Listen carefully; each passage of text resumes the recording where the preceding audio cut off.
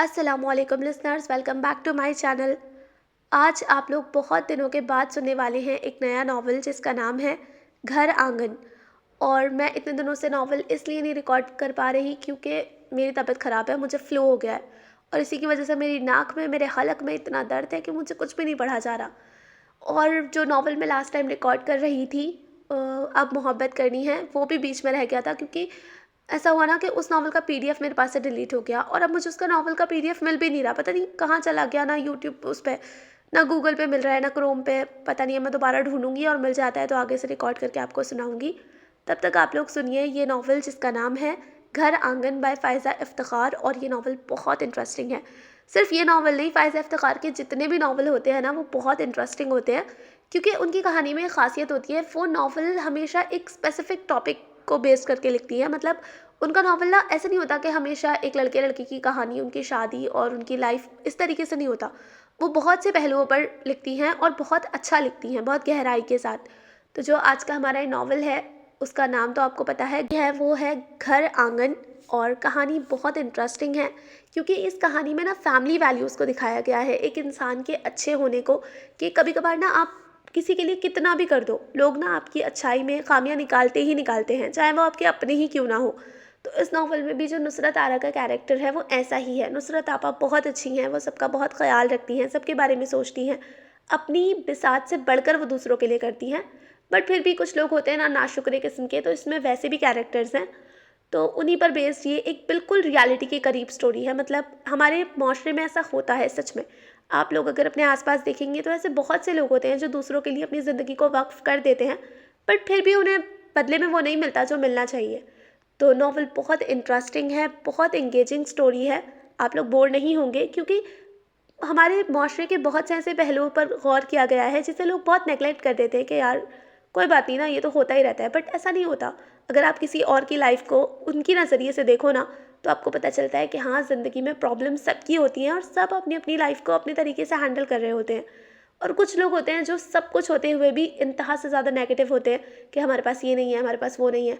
और कुछ लोग होते हैं जो बहुत कम होने के बावजूद भी इसमें बहुत पॉजिटिविटी के साथ गुजारा करते हैं और बहुत शुक्रगुजार होते हैं। और ऐसे लोग ना खुद भी मोहब्बत और सुकून से रहते हैं और दूसरों को भी ना बहुत पुरसुकून रखते हैं और उनके साथ मोहब्बत का एहसास होता है। तो उसी पर बेस्ड ये बहुत प्यारी स्टोरी है। मुझे तो ये नावल बहुत अच्छा लगा। अगर आप लोग इस नावल को स्टार्ट कर रहे हैं तो मैं चाहती हूँ कि आप लोग इसे पूरा सुने और मुझे यकीन है कि आप इस नावल को बहुत इन्जॉय करेंगे। तो चलिए फिर शुरू करते हैं घर आंगन by Faiza Iftikhar, episode number 1। Nusrat Ara. अल मारूफ नुसरत आपा सब्ज़ी की टोकरी उठाए ढीले ढाले कदमों के साथ अपने घर के पुराने से जंग आलूद गेट की जाने बढ़ रही थी। वैसे वो खासी चाको चौबंद खातून थी, मगर शिद्दत की सर्दी ने उनके जोड़ों की तकलीफ को बढ़ा दिया था और वो ऐसे मौसम में चलने फिरने में खासी दुश्वारी महसूस किया करती। मगर क्या किया जाए, बरसों पुरानी आदत का। हमेशा से घर की मामूली से मामूली खरीदारी खुद करने की आदी थी। अब अगरचा घर के मकीनों के साथ साथ उनकी जिम्मेदारियां भी रुखसत हो चुकी थीं, इसके बावजूद उनकी अकेली जान के भी कुछ तकाजे तो बहरहाल थे ही, जिनको पूरा करने के लिए उन्हें हफ्ते में एक बार घर के नज़दीक वाली मार्केट तक जाना पड़ता था। और उनके किराएदार आज़म भाई की बेगम बड़ी खुशदिली से उनकी तकलीफ़ के पेश नज़र उन्हें ऑफ़र भी कर दिया करती। आपा, मुझे बता दीजिए क्या लाना है, अपनी ख़रीदारी के साथ मैं आपकी भी कर लूँगी।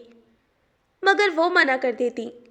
भले चलने फिरने में कितनी ही तकलीफ़ क्यों ना हो, हफ्ते में एक बार इस ख़रीदारी से उन्हें यह एहसास तो बहरहाल होता था कि वो अब भी घर बार वाली हैं।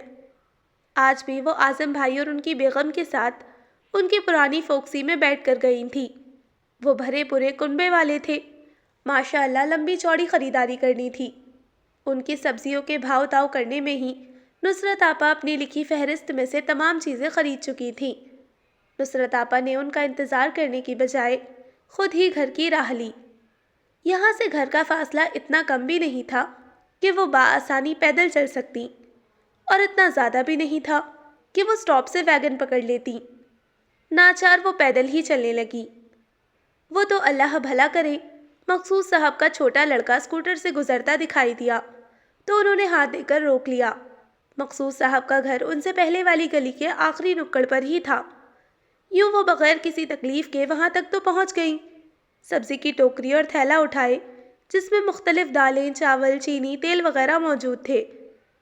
گیٹ کے اندر ہاتھ ڈال کر خود ہی لاک کھولا اور زنگ آلود رنگ اڑا گیٹ چین چین کی زبردست آواز کے ساتھ دھکیل کر اندر داخل ہونے کو تھی کہ گیٹ کے ساتھ لگے مختصر سے لیٹر باکس میں سے کچھ جھلک نظر آنے پر تھم سی گئیں۔ سبزی کی ٹوکری اور تھیلا زمین پہ رکھتے ہی بے تابی سے انہوں نے لیٹر باکس میں ہاتھ ڈالا۔ 3 لفافوں میں سے 2 پہ ان کا نام لکھا تھا۔ گڈو، بچے، یہ تھیلا اور ٹوکری تو ذرا اندر رکھتے جاؤ۔ اعظم بھائی کے سب سے چھوٹے بیٹے کو انہوں نے آواز دے کر بلایا جو گلی میں کرکٹ کھیل رہا تھا۔ اور یہ خط بھی اندر اپنے کسی بڑے کو دے دو، تمہارے ابا کے نام آیا ہے۔ تیسرا لفافہ اسے تھماتے ہوئے وہ اپنے نام آئے دونوں خط الٹ پلٹ کر دیکھنے لگی، حالانکہ جانتی تھیں کہ یہ کس نے بھیجے ہوں گے۔ ایک کے پیچھے رضوانہ بشیر سرگودھا اور دوسرے کے پیچھے کلثوم علی ابو ظہبی لکھا تھا۔ رضوانہ کا خط تو دوسرے تیسرے مہینے آ ہی جایا کرتا تھا، مگر کلثوم نے ان 8 سالوں میں گنے چنے خط ہی لکھے تھے۔ وہ ہر مہینے ایک فون کر لیا کرتی تھی یا پھر عید پر اپنے اور میاں کی جانب سے مشترکہ کارڈ اور چند گنے چنے خط بھی خاص مواقع پر آ ہی جاتے تھے۔ جالی کا دروازہ کھول کر اندر جاتے ہوئے ان کا بس نہیں چل رہا تھا کہ دونوں لفافے ابھی کھول ڈالیں۔ یہ پہلا اتفاق تھا کہ دونوں بہنوں کے خط انہیں اکٹھے موصول ہوئے تھے۔ آپا، دودھ والا دودھ دے کر گیا تھا، میں نے ابال دے کر دیگچی میں آنچ پر چڑھا کر رکھ دیا ہے، ذرا دیکھ لیجئے گا۔ اعظم بھائی کی بڑی لڑکی نے ہاتھ میں کپڑوں کا ڈھیر اٹھائے گزرتے ہوئے اندر جھانک کر اطلاع دی۔ نصرت آپا نے کلثوم کی شادی کے فوراً بعد مکان کا اوپر والا حصہ کرائے پر اٹھا دیا تھا۔ تب سے اعظم بھائی اور ان کا گھرانہ ان کا خیال رکھتا تھا۔ خود آپا بھی انہیں ہر ممکن سہولت دیتی۔ ان کے بچے بلا روک ٹوک نیچے مختصر سے صحن میں کھیلتے اور سائیکل چلاتے رہتے۔ ان کے گھر ڈرائر نہیں تھا۔ آپا کے کہنے پر ہی سردیوں میں اعظم بھائی کی بیگم یا بیٹی کپڑے دھونے کے بعد نیچے برآمدے میں رکھے ان کے ڈرائر میں کپڑے سکھا کر لے جاتی۔ شاید اس وقت بھی رفت یہی کام کر رہی تھی۔ شکریہ بیٹی، وہ واقعی ممنون ہو گئی۔ جانتی تھی کہ رفت اگر دودھ ابالنے ان کے کچن تک گئی ہوگی تو ضرور چند اور کام بھی سنوار آئی ہوگی۔ وہ ایسی ہی تیز و تند، پھرتیلی اور احساس کرنے والی بچی تھی۔ ان کا اندازہ درست تھا۔ ناشتے کے چند برتن جو وہ بازار جانے کی جلدی میں یوں ہی چھوڑ گئی تھیں، انڈے والی پلیٹ، فرائی پین، چائے کا کپ اور کیتلی سب دھلے رکھے تھے۔ چولہا صاف کیا گیا تھا اور 2-3 روز کا آٹا بھی رفت گوندھ کر چلی گئی تھی۔ سردی میں باہر سے ہو کر آنے کے بعد چائے کی طلب ہو رہی تھی۔ انہوں نے کیتلی میں پانی ڈال کر ابالنے کے لیے رکھا اور ٹوکری میں سے مٹر، گاجر اور گوبھی کا پھول نکال کر فریج میں رکھنے لگی۔ 1 پاؤ قیمہ اور آدھا کلو مرغی کے گوشت کے 2 حصے کر کے فریزر میں رکھے۔ ایسے میں انہیں ایک اور خیال آیا تھا۔ سردیوں کی چھٹیوں میں ہو سکتا ہے کہ رضوانہ نے اپنی فیملی سمیت لاہور آنے کا پروگرام بنایا ہو، اسی کی اطلاع دینے کو خط لکھا ہو، اور میں یہ پاؤ بھر قیمہ اور ذرا سی سبزیاں اٹھا لائی ہوں، اب کہیں دوبارہ نہ چکر لگانا پڑ جائے بازار کا۔ وہ ایک بار پھر خط پڑھنے کو بے چین ہو گئیں۔ دیگر سامان والا تھیلا انہوں نے جو کا تو رہنے دیا، چائے مگ میں ڈال کر اپنے کمرے کی طرف بڑھنے لگی۔ آپا، ابا جی کہہ رہے ہیں آج دوپہر میں مولی کے پراٹھے بنیں گے، آپ کچھ نہ پکائیے گا، باجی بھیج دیں گی۔ اتنے میں گڈو رفت کا پیغام دے گیا تھا تو وہ اور ہلکی پھلکی ہو گئی کہ اب اپنی اکیلی جان کے لیے دوپہر کے کھانے کے تردد سے بھی بے فکر ہو کر سکون سے خط پڑھ سکیں گی اور جواب لکھیں گی۔ نصرت آپا یوں تو سبھی کے لیے آپا تھیں، مگر رضوانہ اور کلثوم کی وہ سچ مچ کی آپا جان تھیں۔ 12 برس کی تھی نصرت آرا اور رضوانہ 7 برس کی جب اماں کلثوم کو جنم دیتے ہی گزر گئیں۔ ابا کے معاشی حالات اس قدر درگروں تھے کہ لوگوں کے دباؤ ڈالنے کے باوجود وہ دوسری شادی پر تیار نہیں ہوئے۔ یہ 3 بچیاں ہی پڑھا لکھا کر بڑا کر دوں تو بڑی بات ہے، دوسری شادی کر کے ایک اور عورت اور مزید بچوں کا خرچہ اٹھانے کی مجھ میں سکت نہیں ہے۔ ویسے بھی نصرت بڑی ہو رہی ہے، وہ کیا سوچے گی؟ رہی ننھی کو سنبھالنے کی بات تو اماں بھی موجود ہیں، نصرت بھی سیانی ہے، سنبھال لے گی بہن کو۔ انہوں نے اتنے یقین سے کہا تھا کہ نصرت آرا نے اس یقین کو پورا کرنے کے لیے کمر کس لی۔ کچھ یہ احساس تشکر بھی تھا کہ ابا نے انہیں سوتیلی ماں کے شر سے محفوظ رکھا، سو وہ ہر ممکن کوشش کرنے لگیں ابا کو سکون پہنچانے کی۔ دادی کا نحیف سا وجود بس پلنگ پر بیٹھے بیٹھے ہدایتیں دینے کے قابل تھا۔ نصرت نے ان ہدایتوں سے مقدور بھر فائدہ اٹھایا اور گھر کا بوجھ اپنے ناتواں کندھوں پر اٹھا لیا۔ جیسے تیسے 8ویں پاس کی اور گھر بیٹھ گئیں۔ رضوانہ پر البتہ خوب سختی رکھی کہ وہ پڑھائی کے معاملے میں لاپرواہ تھی، پھر بھی کھینچ تان کر کے اسے میٹرک تک ہی پڑھا سکی۔ کلثوم پڑھائی میں تیز تھی، ہر سال نمایاں نمبروں سے پاس ہوتی۔ نصرت نے رضوانہ کو سلائی کڑھائی سکھانے والے ادارے میں ڈال دیا تاکہ کسی ہنر میں تو وہ طاق ہو۔ یہ وہ دن تھے جب نصرت آرا کے لیے خاندان اور خاندان سے باہر رشتوں کی بھرمار تھی۔ شکل و صورت کی تینوں بہنیں ہی اچھی تھیں اور نصرت کے سلیقے سگڑاپے کا تو یوں بھی شہرا تھا کہ چھوٹی عمر میں گھر بار سنبھالے بیٹھی تھی۔ ابا کے حالات بھی اب بہتر تھے، اب تو ان کا ذاتی مکان بھی تھا۔ ابا نے ان کی شادی کا ارادہ کر لیا۔ دادی کو گزرے کئی سال ہو چکے تھے، مگر ان کی نصیحت پر عمل کرتے ہوئے نصرت آرا نے سیانی بچیوں کی طرح خود ہی بڑے والے ٹرنک میں اپنے جہیز کے لیے کئی چھوٹی بڑی چیزیں تیار کر رکھی تھی۔ ہاتھ سے کڑھے بیڈ کورز، مکرامے کے پردے، رضائی کے غلاف، چند قیمتی ریشمی جوڑے وغیرہ۔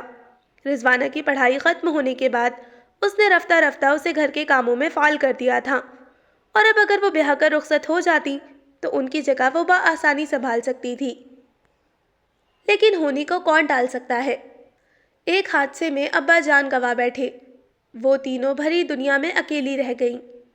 چند مطلب پرست رشتہ دار مکان اور دکان کے لالچ میں ان کے سر پر ہاتھ رکھنے کو آگے بڑھے، مگر بہت کم عمری میں دنیا داری سیکھ جانے والی نصرت آرا ان کی نیت بھانپ گئی تھی اور طریقے سوبھاؤ سے معاملہ نپٹایا۔ جانتی تھی ایسے وقت میں ان طوطا چشم رشتہ داروں کا سہارا بھی غنیمت ہے، بجائے اس کے کہ ان سے لڑ جھگڑ کر اس سہارے کو بھی گنوایا جائے۔ یہ بہتر ہوگا کہ کوئی محفوظ حکمت عملی اپنائی جائے۔ نصرت آرا نے دکان کرائے پر اٹھا دی، ابا کا اسکوٹر بیچ دیا، اس رقم سے کچھ شیئرز خرید لیے، خود رضوانہ کے ساتھ مل کر گھر پر کڑھائی سلائی کا کام کرنے لگی۔ اگرچہ دکان کا کرایہ گزارے کے لیے کافی تھا، مگر نصرت آرا جانتی تھی کہ 3 لڑکیوں والے گھر میں کیا کیا انتظامات ہونے چاہیے، سو ہر ممکن طریقے سے بچت کی جاتی اور کفایت شعاری سے بچائی جانے والی رقم سے وہ زیور اور جہیز کا دوسرا سامان بنا بنا کر رکھنے لگیں۔ ابا کی وفات کے 3 برس بعد ہی انہوں نے رضوانہ کی شادی سرگودا کے ایک زمیندار گھرانے میں کر دی۔ اس رشتے کا قصہ بھی عجیب تھا۔ آپا کے قرابت دار لوگ تھے، یعنی ایک ہی ذات برادری تھی۔ ابا کی زندگی میں ہی ان کے یہاں سے نصرت آرا کے لیے پیغام آیا، اور وہ جانتی تھی کہ ابا اس بارے میں سنجیدگی سے سوچ رہے تھے۔ خاندان کے دیگر بزرگوں سے مشورہ ہو چکا تھا، بس باضابطہ ہاں ہونے کی دیر تھی۔ ان کے بعد نصرت نے خود ہی تایا کے ذریعے انکار کہلوا دیا تھا۔ وہ جانتی تھی کہ ان کی شادی کے بعد الہڑ اور سادہ سی رضوانہ چھوٹی بہن اور گھر کی ذمہ داری تنہا نہیں اٹھا پائے گی۔ انہوں نے خاندان میں ہی کہیں اور رشتہ طے کر دیا، لیکن شاید یہ گھرانہ اور خود نصرت آرا کے اتوار ان لوگوں کو زیادہ ہی بھائے تھے، اس لیے 3 سال بعد وہ اپنے دوسرے بیٹے کے لیے پھر دستے سوال دراز کر بیٹھے۔ اب خاندان والوں کی طرف سے بھی دباؤ بڑھنے لگا تھا، لیکن نصرت کبھی سادہ مزاج اور قدر احمق سی رضوانہ کو دیکھتی، اور کبھی 9ویں جماعت میں پڑھنے والی کمسن کلثوم کو، جسے ڈاکٹر بننے کی خواہش تھی۔ کچھ سوچ کر انہوں نے رضوانہ کا نام لے دیا۔ ویسے بھی اب اس کی بھی تو شادی کی عمر تھی ہی، 21واں پار کر رہی تھی۔ رضوانہ کی شادی کے بعد نصرت آرا پر اخراجات کا بوجھ مزید بڑھ گیا۔ رضوانہ کی شادی ہو جانے کے بعد اب سلائی کڑھائی کا کام بھی ان اکیلی جان کو کرنا پڑتا تھا، گھر کی ذمہ داری بھی وہ تنہا ہی اٹھائے ہوئے تھی۔ ایک کام بھی کلثوم کو نہ کہتی کہ اس کی پڑھائی کا حرج نہ ہو، ان کی نظر بھی کمزور ہو چکی تھی۔ آخر ایک طریقہ سوچا جس میں محنت کم اور آمدنی زیادہ تھی۔ انہوں نے گھر کا صرف ایک کمرہ اور اسٹور اپنے استعمال کے لیے رکھا، بقیہ دونوں کمروں کو سلائی کڑھائی سکھانے والے ادارے کی شکل دے دی۔ وہ پورے علاقے میں عزت و احترام سے جانی جاتی، لوگ ان کے ہنر کے بھی معترف تھے۔ فیس بھی کم تھی، اسی لیے لوگ اپنی بیٹیاں جوک در جوک بھیجنے لگے۔ کلثوم کو انہوں نے اکیڈمی میں ٹیوشن بھی لگوا کے دی، کالج کے لیے وہ اسٹاپ تک اسے چھوڑ کر آتی اور بس کے آنے سے پہلے ہی سٹاپ پر جا کر کھڑی ہو جاتی۔ وہ کلثوم کے حسن سے بھی خائف تھی اور زمانے سے بھی خوفزدہ۔ شام کو خود رکشے میں جا کر اکیڈمی چھوڑ کر آتی اور واپس بھی لے کر آتی۔ اس کا خرچہ الگ تھا، مگر اس کے باوجود FSC کے رزلٹ میں چند نمبروں کے فرق سے وہ میڈیکل میں داخلہ نہ لے سکی۔ نصرت آرا نے بہت سمجھایا کہ وہ اگلے سال پھر امتحان دے سکتی ہے یا BSc کر لے، مگر وہ ایک اور ضد پر اڑ گئی۔ اس کی ایک دوست کے نمبر اس سے کم آئے تھے، مگر اسے ایبٹ آباد میں داخلہ مل گیا تھا۔ کلثوم بھی وہاں ٹرائی کرنا چاہتی تھی، مگر نصرت اس کے ہاسٹل میں رہنے کے حق میں نہیں تھی۔ اتنی دور کے شہر میں اسے اکیلا بھیجنے کا ان میں ذرا حوصلہ نہیں تھا، لیکن کلثوم نے اس بات کو دل سے لگا لیا اور پڑھائی چھوڑ کر گھر بیٹھ گئی۔ یہ 1.5 سال نصرت آرا پر بہت مشکل گزرا۔ سب سے چھوٹی اور لاڈلی بہن کو مناتے مناتے وہ ہارنے لگی تھی۔ نہ اس کی ضد پوری کر سکتی تھی اور نہ ہی اس کی ناراضگی سہ سکتی تھی۔ 1.5-2 سال تک ضد باندھے رکھنے کے بعد اچانک اس کے دل میں انگلش لٹریچر میں ماسٹرز کرنے کا سودا سمایا۔ اب وہ ڈاکٹر کے بجائے لیکچرر بننا چاہتی تھی اور یوں اس نے BSc کے بجائے BA میں داخلہ لے لیا۔ نصرت آرا بہت جھنجھلائیں کہ ایسے ہی فضول میں 2 سال ضائع ہو گئے۔ اب نصرت اپنی عمر کی 3 دہائیاں ختم کر کے چوتھی میں گامزن تھی۔ اگرچہ 34-35 سال کی ایسی زیادہ عمر بھی نہیں تھی، مگر وقت سے پہلے ذمہ داریوں کا بوجھ، انتھک محنت اور پریشانیوں نے انہیں 30 سال کی عمر میں ہی 40 کا ظاہر کرنا شروع کر دیا تھا۔ نظر کی اینک تو لگ ہی چکی تھی اور رہے بال تو وہ بھی نظر کی کمزوری کی وجہ سے 25 سال کی عمر میں ہی ڈائی کرنے شروع کر دیے تھے، اور اب تو تنگ آ کر کتنا عرصہ ایسے ہی چھوڑے رکھتی۔ ایسے میں اگر ان کی بجائے 20-21 سالہ کلثوم کے لیے رشتے آنے شروع ہو گئے تھے تو ایسی کوئی تعجب کی بات بھی نہیں تھی۔ BA نمایاں کامیابی سے پاس کرنے کے بعد کلثوم نے ابھی یونیورسٹی میں داخلہ لیا تھا۔ MA کا پہلا سال تھا اور وہ پوری تندہی کے ساتھ پڑھائی میں مگن تھی جب اس کے لیے آئے ایک رشتے پر نصرت آرا بری طرح مچل گئی۔ لڑکا باہر تھا، نہ صرف وہ بلکہ اس کا بڑا بھائی بھی اپنی فیملی کے ساتھ برسوں سے وہاں سیٹل تھا، اور آج ملی کل چھوٹنے والی بے اعتباری ملازمتوں کی بجائے دونوں بھائی وہاں اپنا ذاتی کاروبار برابر کی شراکت داری میں چلا رہے تھے۔ ابو ظہبی میں ہی ذاتی مکان بھی تھا، لڑکا خوبرو بھی تھا۔ نصرت آرا نے جس لاڈ اور پیار سے پرورش کر کے کلثوم کے اندر ضد اور ہٹ درمی کے جراثیم پروان چڑھائے تھے، ان کے پیش نظر یہ رشتہ ہر لحاظ سے بہت اچھا تھا۔ یوں بھی کلثوم کے شادی کے بعد احمد علی کے ساتھ ابو ظہبی ہی جانا تھا، اس لیے جہیز کی لمبی چوڑی تیاری بھی کرنے کی ضرورت نہیں تھی۔ اس نے لاکھ احتجاج کیا، ہاتھ پیر پٹکے، مگر اس معاملے میں نصرت آرا نے اس کی ایک نہ سنی اور اس کی شادی احمد علی سے کر دی۔ وہ جانتی تھی کہ MA کرنا کلثوم کا جنون بن چکا ہے، لیکن وہ یہ بھی جانتی تھی کہ ایسے رشتے روز روز نہیں ملتے۔ رضوانہ کے مشورے سے ہی انہوں نے کلثوم کی شادی کی تاریخ پکی کرتے ہی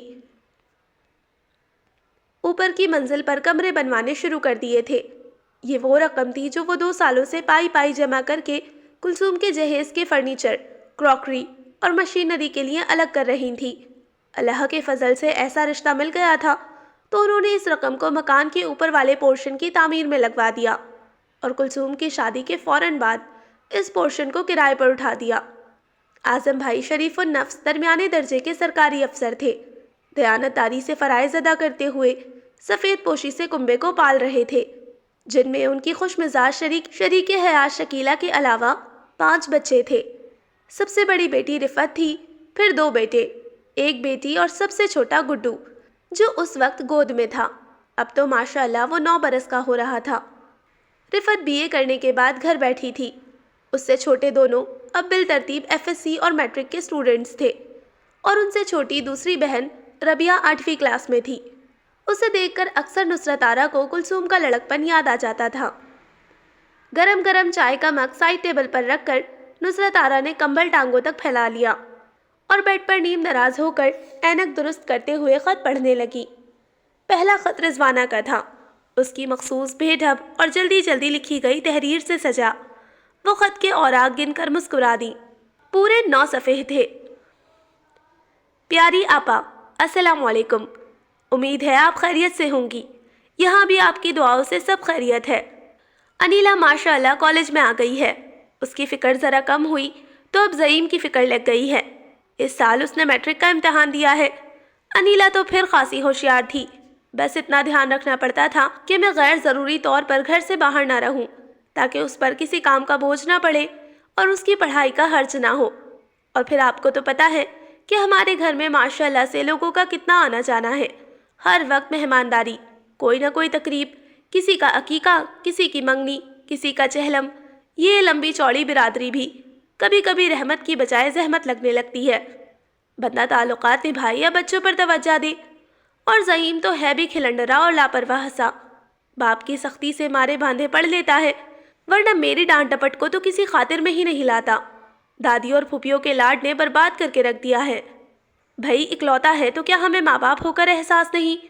जाहिर है मेरी भी आंखों का तारा है और बाप के दिल की ठंडक है, लेकिन क्या लाड कर करके तबाही कर डाले। मैंने बशीर साहब से कह दिया है कि बस बहुत हो गया। अम्मा का एहतराम अपनी जगह, मगर औलाद के हवाले से उन पर और भी फ़राइज़ हैं। माँ के लिहाज में बेटे को बेलगाम मत कर दीजिए। तो आजकल सख्ती की जा रही है ज़ईम पर। मेरा तो घर से निकलना मुहाल है। कहीं ज़ईम ट्यूटर के आने से पहले घर से गायब ना हो जाए, छत पर पतंगे लेकर ना चढ़ जाए या बैट थाम कर गली में ना निकल जाए। एक तो यहाँ का माहौल, तौबा।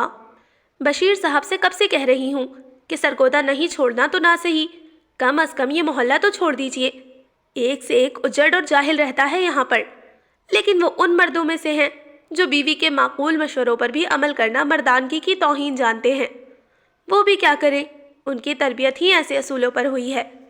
बस आपा कुछ ना पूछे, ये ज़मींदारों जागीरदारों की बीवी बनकर इन छोटे पसमानदा कस्बों में ज़िंदगी गुजारना, और वो भी भरे पूरे ससुराल में, किस कदर मुश्किल है।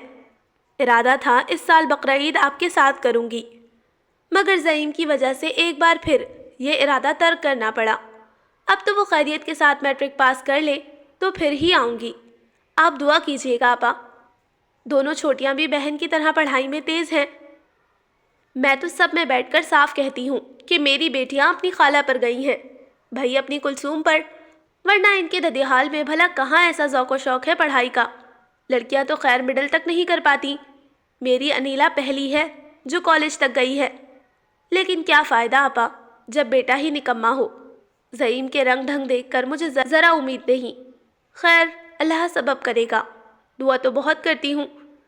चलो अनीला की तरह फर्स्ट डिवीज़न ना सही, बस पास ही हो जाए। खाली बीए भी किसी तरह कर लिया तो शुक्र अदा करूँगी। बेटियाँ कितनी भी लायक फ़ायक क्यों ना हो, आप उनकी कामयाबी पर खुश ज़रूर हो सकते हैं, फ़ख्र नहीं कर सकते। ये तो बेटे ही होते हैं जो फ़ख्र से सर ऊंचा कर सकते हैं, जैसा कि आजकल हमारे जेठ साहब का हुआ है। उनका राहील खैर से डॉक्टरी पास कर गया है। आपने तो देखा ही होगा, वहीं लाहौर में हॉस्टल में रहता था। मैं आपकी तरफ रहने आई थी तो मुझसे मिलने घर भी आया था। अब तो उसकी हाउस जॉब भी ख़त्म हो गई है और साथ ही नौकरी भी मिल गई है। बस यही बात करने के लिए आपको ख़त लिखा है। दरअसल आपसे मशवरा लिए बगैर ही मैंने ये बात अपने जेठ जी से कर ली, इसलिए ज़रा हिचकिचा रही थी कि न जाने आप क्या सोचेंगी, क्या फ़ैसला करेंगी। लेकिन अब तो आप ही मेरा मायका है, मेरी इज्जत है। अपने मैके का मान करते हुए मैंने सबके दरमियान बैठकर राहील से कह दिया था कि अभी उसे किराए का घर लेने की ज़रूरत नहीं है। नौकरी करेगा या घर की जिम्मेदारी निभाएगा, वहीं मेरी आपा के यहाँ रह लेगा। दरअसल आपा मैं आपसे पूछे बगैर कभी उससे रहने का ना कहती, मगर मेरी बड़ी वाली नंद ने उस रोज़ मेरा खासा जी जलाया हुआ था। आपको तो पता है कि उनके घराने में बिरादरी में रिश्ता करने को तरजीह दी जाती है, खुसूसन बेटियां तो अपनों को ही देते हैं। इस लिहाज से मुझे अपनी अनीला के लिए पूरे ख़ानदान में राहील के अलावा और कोई मुनासिब लड़का नज़र नहीं आता। कब से दिल में यही ख्याल लिए बैठी हूँ। इसीलिए अपनी जेठानी के इंतकाल के बाद मैंने राहील को ख़ास तवज्जो से पाला है, और अब जब वो डॉक्टर बन गया है तो मेरी चारों नंदों ने उस पर हक जताना शुरू कर दिया है। तब कहाँ थी ये चार की चार फुफियाँ, जब बिन माँ का बच्चा रातों को सिसकता रहता था और मैं अपने नन्हे नन्हे बच्चे छोड़कर उसे बहलाने जाती थी। उस रोज़ भी बढ़ चढ़कर लाड जता रही थी, जैसे उसके अकेले रहने की फ़िक्र से उनकी नींदें हराम हो रही हों। बस मैंने भी फ़ौरन कह दिया कि अपनी चाची के होते हुए वो क्यों किसी परेशानी का शिकार होने लगा। मैंने सारा इंतज़ाम कर रखा है, आपस से कहकर उसके ठहरने का सारा बंदोबस्त करवा दिया है। उसे फ़िक्र करने की कोई ज़रूरत नहीं। बस आराम से अपना काम करे। मैंने ठीक कहा ना आपा? अब डॉक्टरी करना आसान काम तो नहीं, और नई नई नौकरी में तो मेहनत भी ज़्यादा करनी पड़ती है। वो बेचारा किराए का घर ले तो लेता, फिर मुलाजिम भी रखने पड़ते, खर्चा ही बढ़ता। हाँ, खर्चा तो आपका भी बढ़ेगा और यकीनन काम भी। आपको अकेले रहने की आदत हो चुकी है, ऐसे में एक और जान की जिम्मेदारी। मगर प्यारी आपा, मेरी खातिर कुछ अरसा ये बर्दाश्त कर लीजिए। अभी तो मेरी अनीला महज 16 बरस की है और 3 सालों तक उसे ब्याह दूंगी, फिर राहिल को अलग घर लेना ही पड़ेगा। तब तक आप मेरी खातिर आपा। 3 साल गुजरते भला क्या देर लगती है। रहा काम काज और खर्चे का सवाल, तो खैर खर्चे की तो आप परवाह कीजिए ही मत। मैं हर माह आपको कुछ रकम चुपके से भिजवा दिया करूंगी, आप किसी को पता न लगने दीजिएगा। बस ये जाहिर होना चाहिए कि आप खुले दिल से राहिल की मेहमानदारी कर रही हैं। ससुराल में मेरे मैके का रोब पड़ना चाहिए। एक कुल वक्ती मुलाजमा भी रख लीजिएगा, 1500 या 2000 तक में आसानी से मिल जाएगी, राहिल की कमरे की सफाई और कपड़ों की धुलाई वगैरह के लिए। वैसे राहिल बहुत सुलझा हुआ लड़का है, आपके लिए किसी परेशानी का बायस नहीं बनेगा। आपने भी मिलकर अंदाज़ा तो लगा लिया होगा। अब उसे किसी और नज़र से देखिएगा, यानी आप अनीला के होने वाले शौहर की हैसियत से, और वैसा ही बर्ताव भी रखिएगा जैसा कि दामादों के साथ रखते हैं। आखिर अनीला आपकी भी बेटी है। और सुनाइए, आपके जोड़ों का दर्द कैसा है? इलाज बाकायदगी से करवाती हैं या नहीं? अब इस उम्र में कोई ना कोई रोग तो लगा ही रहता है। मुझे देखिए, उम्र में आपसे 5-6 साल छोटी हूँ, मगर ब्लड प्रेशर ने ज़िंदगी का मज़ा ख़त्म करके रख दिया है। परहेज़ों ने जान अजाब में डाल रखी है। नमक कम खाना है, तली हुई चीज़ें नहीं खा सकती, अचार चख नहीं सकती। इस साल भी रमज़ान में सारी अफ्तारी रूखी ही गुजार दी।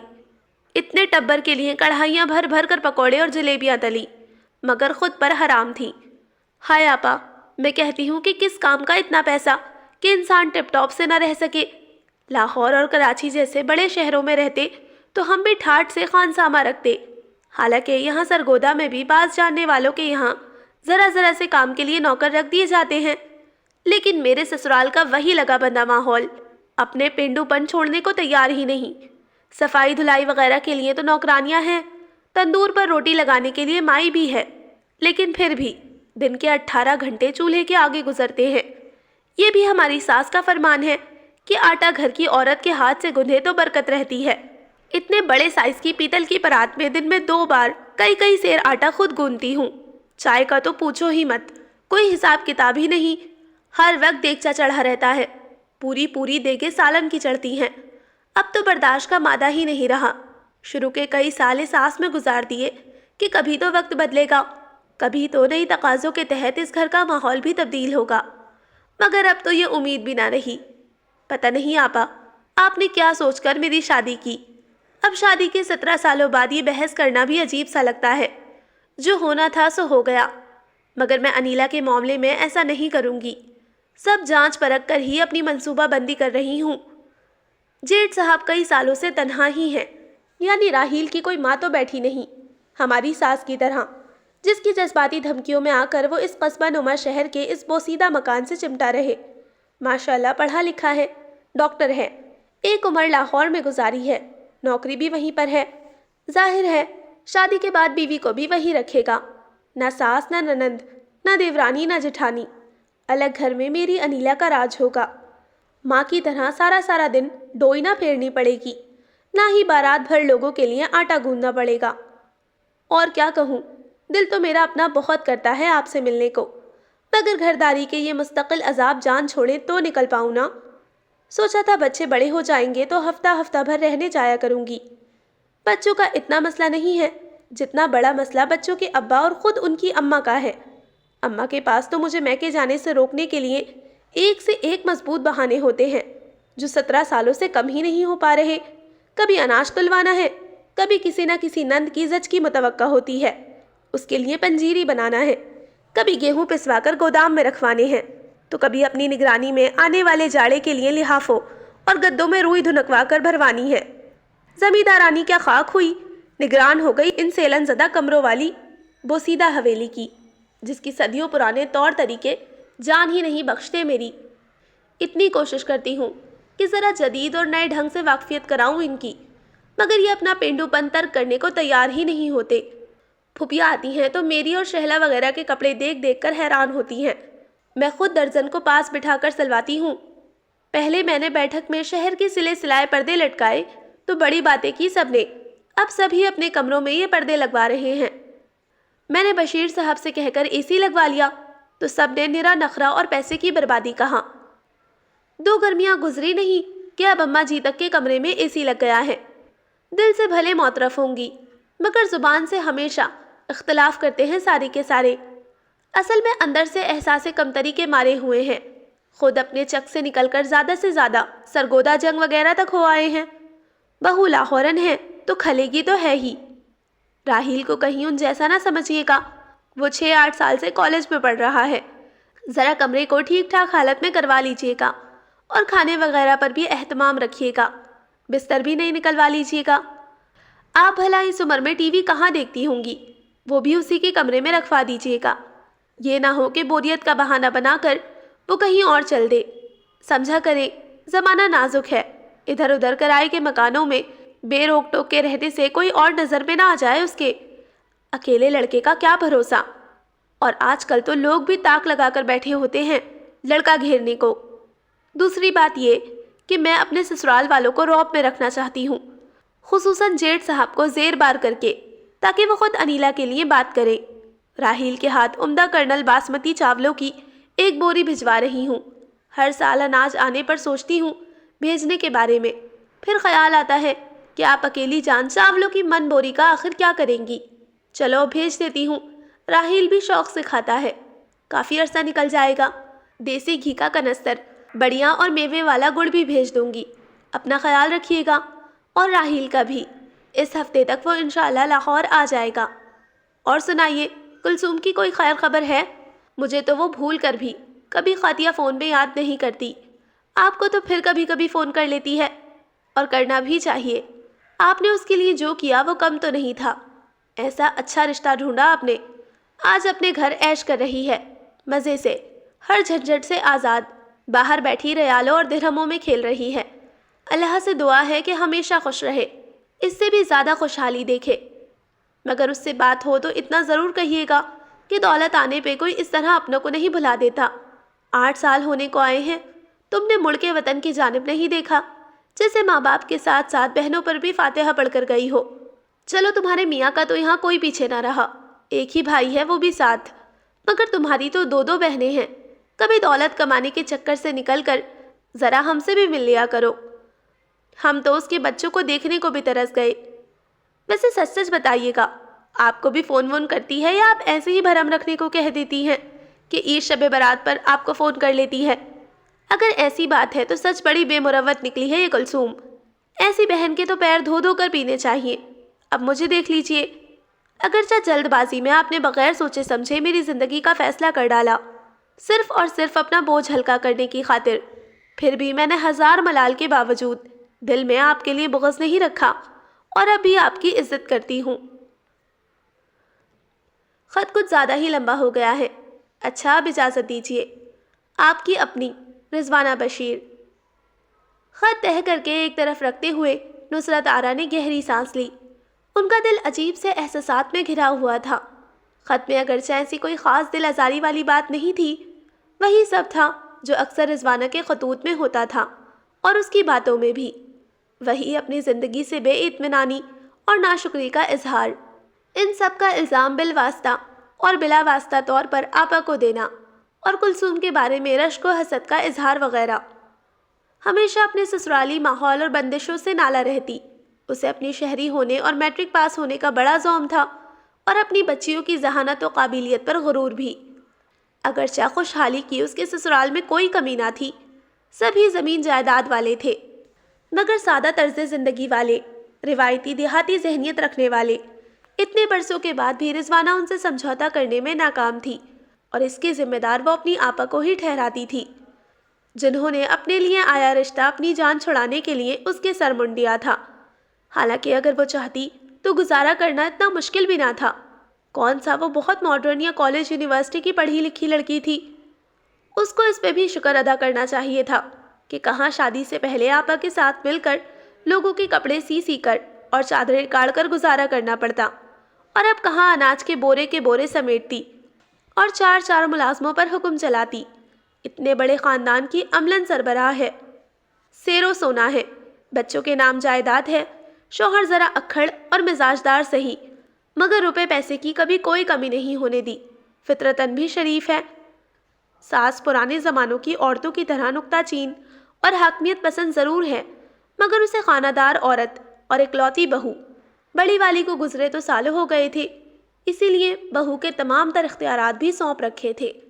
ये बातें जब भी नुसरत आरा को मौका मिलता वो रिजवाना को ज़रूर समझाती, मगर वो उकताहट भरे अंदाज में उन्हें टोक देती। बस कीजिए आपा, जिस पर गुजरती है उसे ही पता होता है, और आप ये सब नहीं कहेंगी तो और कौन कहेगा। जाहिर है आपने ही ये रिश्ता करवाया है, आप तो ज़रूर इसी की तारीफ में ज़मीन और आसमान के कलाबे मिलाएंगी, मगर क्या फ़ायदा इन सब बातों का। मैं बच्ची तो नहीं हूँ जो बहल जाऊंगी। और आपको फ़िक्र किस बात की है, निभा तो रही हूँ ना। सब छोड़ छाड़ कर आपके दर पर तो नहीं आ बैठूंगी। जानती हूँ यतीम हूँ, न बाप है न भाई, इसीलिए सब सह रही हूँ, सब्र के घूंट पी रही हूँ। अब तो नुसरत आरा ने भी उससे सर फोड़ना कम कर दिया था। वैसे भी उसका आना कम कम ही होता था। नंदो वगैरह के साथ ख़ानदान की किसी अहम तकरीब, मंगनी ब्याह वगैरह की शॉपिंग के सिलसिले में साल 2 साल बाद लाहौर का चक्कर लगता। सोहा बाज़ार, ज्वेलर मार्केट, नकी मार्केट और अनारकली के बानो बाज़ार में हज़ारों उड़ाते हुए वो उस ज़िंदगी के रोने रोती रहती, और नुसरत हर बार पशेमान सी हो जाती, जैसे उन्होंने उसकी शादी करके कोई जुर्म कर दिया हो।